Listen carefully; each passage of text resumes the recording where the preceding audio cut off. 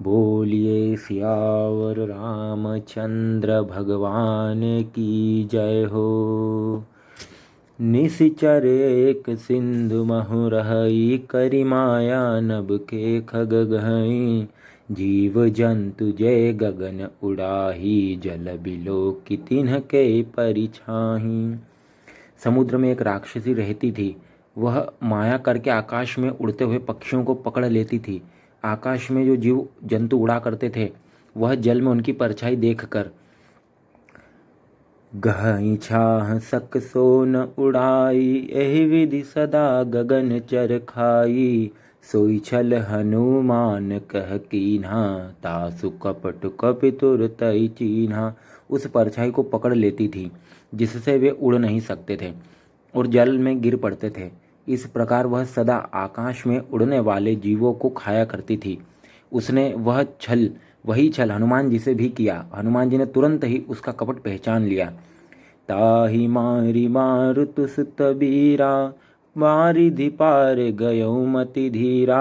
तहा जाई देखी बन शोभा, गूंजत चंचरीक मधुलोभा। पवन पुत्र धीर बुद्धि वीर श्री हनुमान जी उसको मारकर समुद्र के पार गए। वहां जाकर उन्होंने वन की शोभा देखी। मधु पुष्परस के लोभ से भौरे गुंजर कर रहे थे। नाना तरु फल फूल सुहाए, खग मृग बंद देखी मन भाए। शैल विशाल देखी एक आगे, तापर धाई चढ़ो भय त्यागे। अनेकों प्रकार के वृक्ष फल फूल से शोभित हैं। पक्षी और पशु के समूह को देखकर तो वे मन में बहुत ही प्रसन्न हुए। सामने एक विशाल पर्वत देखकर हनुमान जी भय त्याग कर उस पर दौड़कर जा चढ़े। उमान कछु कपि के अधिकाई, प्रभु प्रताप जो काल ही खाई।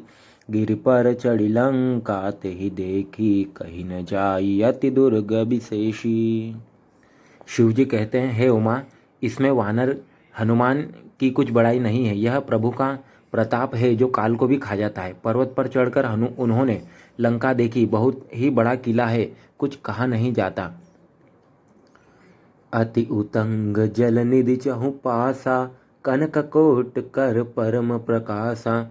वह अत्यंत ऊंचा है, उसके चारों ओर समुद्र है। सोने के परकोटे चार दीवारी का परम प्रकाश हो रहा है। कनक कोट विचित्र मणिकृत सुंदरायतना घना। चहु हट हट सुबट बीथि, चारुपुर बहुविधि बना। गजबाजी खचर निकर पद चर, रथ बरुथनि को गने। बहुरूप निशिचर जूथ, अति बल सेन बरनत नहीं बने। विचित्र मणियों से जड़ा हुआ सोने का परकोटा है। उसके अंदर बहुत से सुंदर सुंदर घर हैं, चौराहे, बाजार, सुंदर मार्ग और गलियां हैं। सुंदर नगर बहुत प्रकार से सजा हुआ है। हाथी, घोड़े, खच्चरों के समूह तथा पैदल और रथों के समूहों को कौन गिन सकता है। अनेक रूपों के राक्षसों के दल हैं। उनकी अत्यंत बलवती सेना वर्णन करते नहीं बनती। बन बाग उपवन बाटिका, सरकूप बापी सोहहि। नरनाग सुर गंधर्व कन्या, रूप मुनि मन मोहहि। कहुमाल देह विशाल शैल समान, अति बल गरजहि।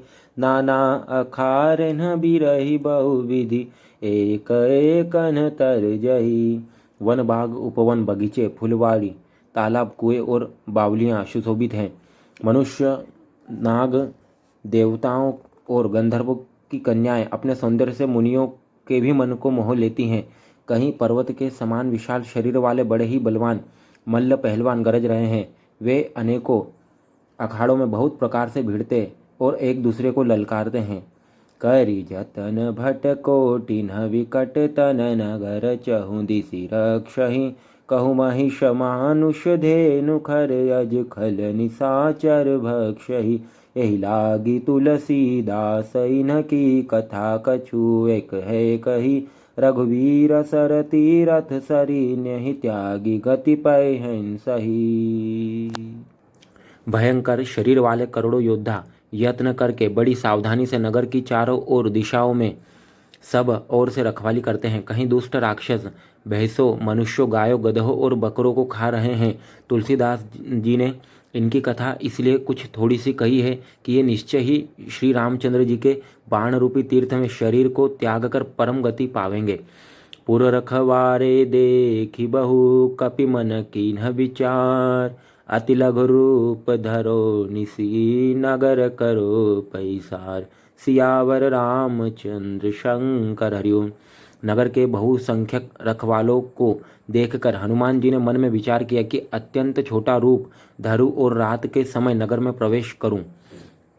मसक समान रूप कपिधरी लंकई चलऊं सुमिर नरहरि, नाम लंकनी एक निसीचरी सो कह चले सी मोहिनिंदरी। हनुमान जी मच्छर के समान छोटा सा रूप धारण कर नर रूप से लीला करने वाले भगवान श्री रामचंद्र जी का स्मरण करके लंका को चले। लंका के द्वार पर लंकिनी नाम की एक राक्षसी रहती थी। वह बोली, मेरा निरादर करके बिना मुझसे पूछे कहाँ चला जा रहा है? जान ही नहीं मरमु सठ मोरा मोर आहार, जहाँ लगी चोरा मुठिका एक महाकपिहनी, रुधिर बमत धरनी ढन मनी। है मूर्ख, तूने मेरा भेद नहीं जाना। जहाँ तक जितने चोर हैं वे सब मेरे आहार हैं। महाकपि हनुमान जी ने उसे घुसा मारा, जिससे वह खून की उल्टी करती हुई पृथ्वी पर लुढ़क पड़ी। पुनि संभारी उठी सो लंका, जोरी पानी कर विनय सशंका, जब रावण ही ब्रह्म बर दीन्हा, चलत विरंचि कहा मोहि चीन्हा। वह लंकिनी फिर अपने को संभाल कर उठी और डर के मारे हाथ जोड़कर विनती करने लगी।